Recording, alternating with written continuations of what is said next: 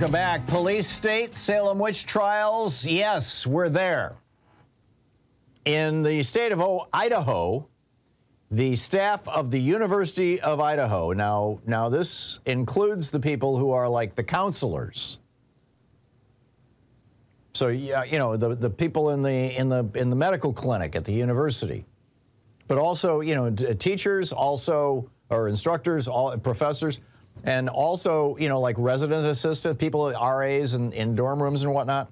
They have all been told, number one, the university is no longer going to provide birth control to its students through the hospital and clinic on the grounds, number one. Sorry, no more birth control pills, no more condoms, nothing, number one. Number two, you may not discuss these things. You may not. You may not discuss birth control. You may not discuss abortion. Why? Because they say, well, this is what the memo from the university said. Academic freedom is not a defense to violations of the law, and faculty or others in charge of classroom topics and discussions must themselves remain neutral on the topic and cannot conduct or engage in discussions in violation of these prohibitions without risking prosecution.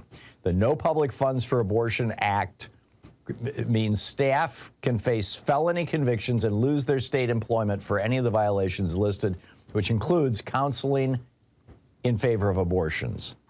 The Idaho legislature has passed a law making it a 5-year in prison felony to tell women and girls that abortion is available to them if they are pregnant. To tell them. Meanwhile, the Texas Attorney General, Ken Paxton, who is under indictment for a number of crimes. This guy has been running from, he's like Donald Trump down in Texas. He's been running from prosecutions now. I think there's like 4 or 5 different criminal charges against this guy and have been for a couple of years. He's dragging them out in the court systems. And, you know, so the other day, a process server showed up at his house and said, okay, I have a summons for you to appear in court. And, well, this is what the process server said. His name is Ernesto Herrera. He served the subpoena to Paxton at his home. Herrera knocked on the front door and a woman opened it. When he shared that he was there to give Paxton important legal documents, she said that Paxton was on the phone. He was in a hurry to leave, so Herrera left his car and went to sit in his left his card and went to sit in his car to wait. Almost an hour later, a car drove into the home's garage. Paxton exited the vehicle.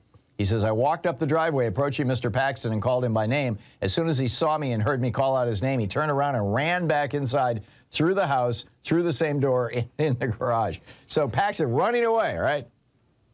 Because this was a lawsuit about abortion. And Paxton is just, you know, terrified of process servers.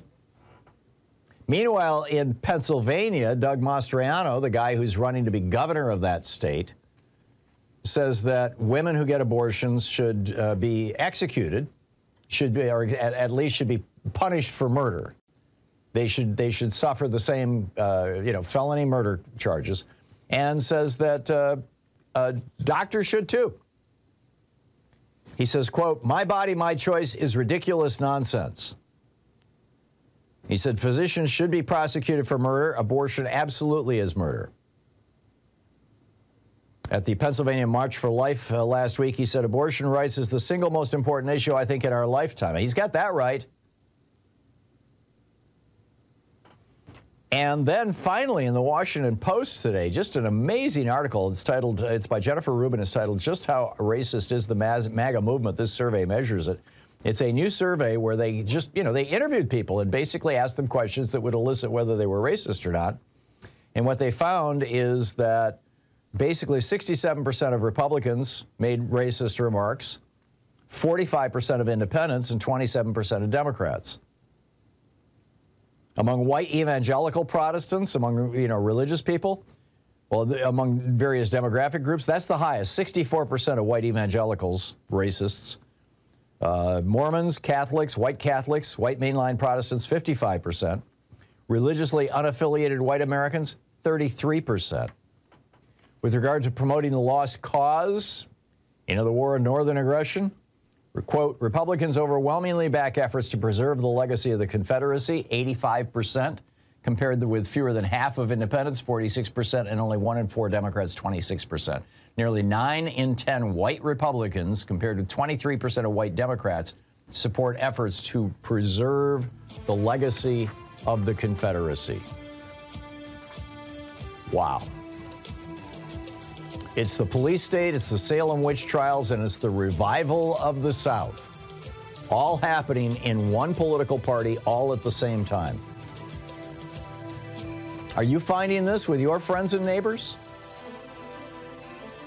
And how do you think this abortion thing is going to play out this fall?